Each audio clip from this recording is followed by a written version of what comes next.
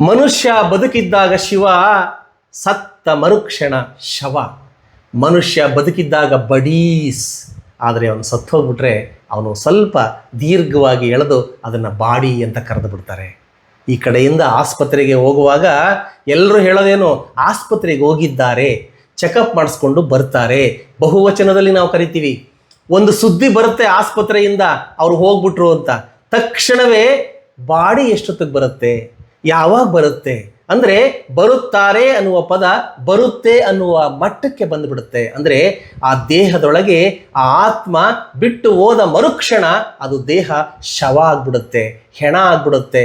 3 ಕಾಸಿಗೂ ಕೂಡ ಬೆಲೆ ಇರಲ್ಲ. ಎಂತಹ ಒಂದು ವಿಚಿತ್ರವಾದ ಸತ್ಯವನ್ನು ಬಸವಣ್ಣವರು ಹೇಳಿದ್ದಾರೆ.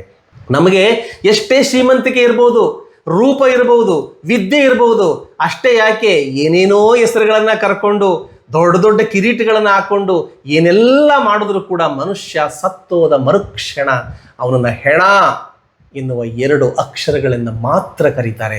ಉಳಿದದ್ದೆಲ್ಲವೂ ಕೂಡ ಗೌಣ ಆಗ್ಬಿಡುತ್ತೆ.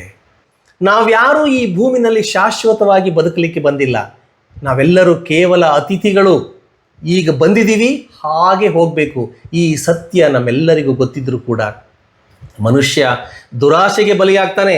ನಾನು, ನನ್ನದು, ಎಲ್ಲವೂ ನನ್ನಿಂದಲೇ ನಡಿಬೇಕು ಅನ್ನುವ ಧಾವಂತದಲ್ಲಿ ಬದುಕ್ತಾ ಇರ್ತಾನೆ. ಆದ್ದರಿಂದ ಬಸವಣ್ಣನವರು ನಮ್ಮೆಲ್ಲರ ಕಣ್ಣನ್ನು ತೆರೆಸ್ತಾರೆ. ಹೇಗೆ? ಬದುಕಿದ್ದಾಗ, ನಿನ್ನಲ್ಲಿ ಶಕ್ತಿ ಇದ್ದಾಗ, ಯಾರಿಗೆ ಆದರೂ ನೋವಿನಲ್ಲಿ ಅಥವಾ ಕಷ್ಟದಲ್ಲಿ ಇದ್ದಾಗ ಅವರಿಗೆ ಒಂದಷ್ಟು ಒಳಿತನ್ನು ಮಾಡು ಎನ್ನುವ ಸತ್ಯ ಸಂದೇಶಗಳನ್ನು ಬಸವಣ್ಣನವರು ಈ ವಚನದಲ್ಲಿ ತೆರೆದುಕೊಡ್ತಾರೆ. ನಿನಗೆ ಬದುಕಿದ್ದಾಗ ಬೆಲೆ, ಸತ್ತಾಗ 3 ಕಾಸಿನ ಬೆಲೆ ಇಲ್ಲ. ಇರುವಷ್ಟು ದಿನ ನಿನ್ನ ಜೀವನವನ್ನು ಸಾರ್ಥಕಪಡಿಸ್ಕೋ ಅನ್ನುವ ಮಾತನ್ನು ಹೇಳ್ತಾರೆ.